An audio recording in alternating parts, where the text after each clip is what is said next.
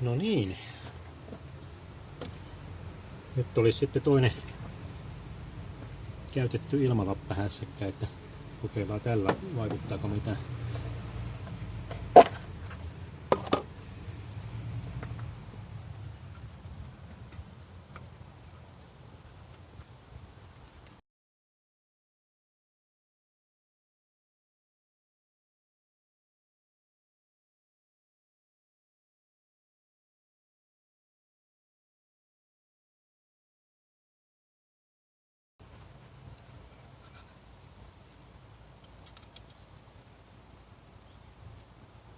Näin vanha läppä irti. Tarkistetaan vielä nämä numerot, että ne täsmää.